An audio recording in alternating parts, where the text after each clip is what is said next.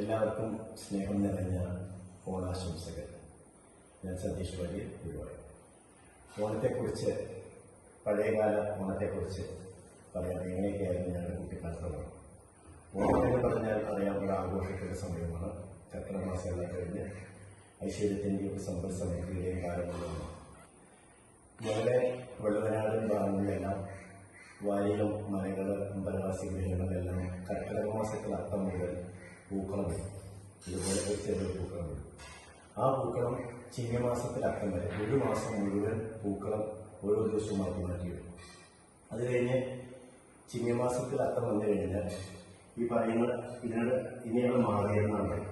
ഇങ്ങനെ 1, 2, 3 മണ്ണുകൊണ്ടാണ് കിട്ടുക. നല്ല ചുവന്ന മണ്ണ്, അല്ലെങ്കിൽ പാടത്തുള്ള ഒരു ചെടിമണ്ണുണ്ട്, നല്ല കളിമണ്ണ് പോലെ.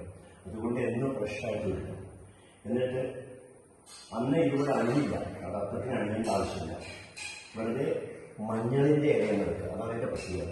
മഞ്ഞളിന്റെ ഇലയിൽ ഒരു ഭാഗത്ത് ഒരു മാതിരി, മറ്റു ഭാഗത്ത് 2 മാതിരി, അങ്ങനെ 3 മാതിരിയാണ് അത്തത്തിന് വയ്ക്കുക. തിരുവോണത്തിന് അത്തത്തിന് അന്ന് തൊട്ടാണ് മറ്റുള്ള ഒരുവിധം ബാക്കി എല്ലാവരും തിരുവോണത്തിന്റെ അത്തം തൊട്ടാണ് പൂക്കളം ഇടുക. ഇതാണ് ഇവിടുത്തെ വ്യത്യാസം. അമ്പലവാസി ഗൃഹങ്ങളിലും മലകളിലും എല്ലാം കർക്കിടക മാസത്തിൽ അത്തം തൊട്ട് തിരുവോണ അത്തം വരെ ഒരു മാസം പൂവിടും.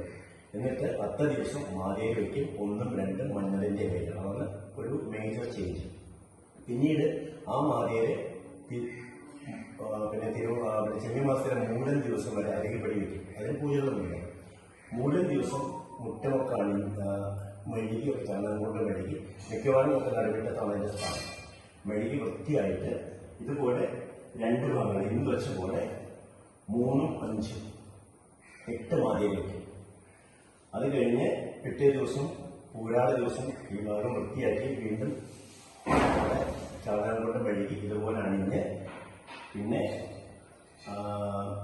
7, 5 ഒക്കെ 12 മാതിരി വയ്ക്കും. ഇതുപോലെ തന്നെ വീടുണ്ടാവും. 7, 5 വരെ പൂരാടത്തിന്.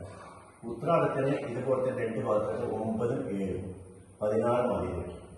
തിരുവോണ ദിവസം ഇതുപോലെ തന്നെ 4 ഭാഗത്തും എടുക്കണം. അന്നത്തെ മഹാബലി ഉണ്ടെന്ന് തെക്കാരപ്പനും, അതാണ് അഡീഷൻ.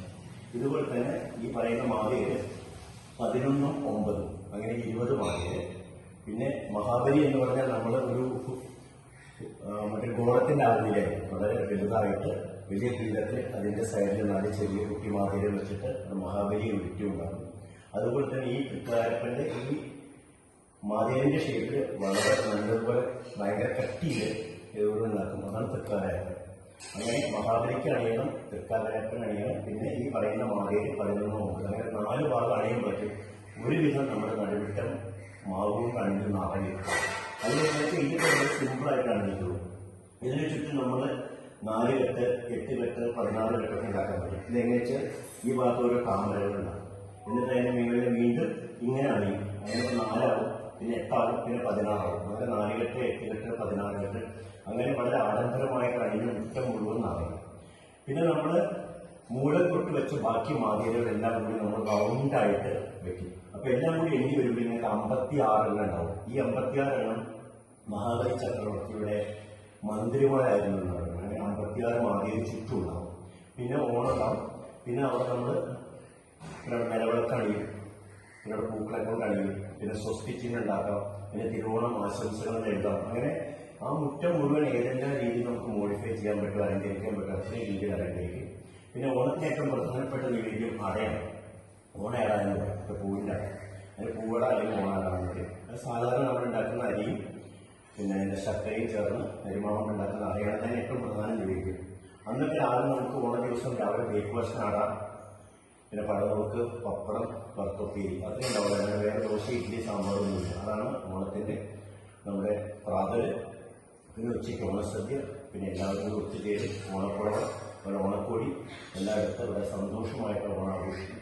ഇന്നെല്ലാം ഓണക്കിറ്റിലാണ് കഴിക്കുന്നത്. എല്ലാം ഓണക്കിറ്റാണ്. ആർക്കും അറിഞ്ഞുകൂടാ. എല്ലാവരും പഴയതിലേക്ക് തിരിച്ചു വരട്ടെ. എല്ലാവർക്കും ഒരിക്കലും സ്നേഹം ആശംസകൾ.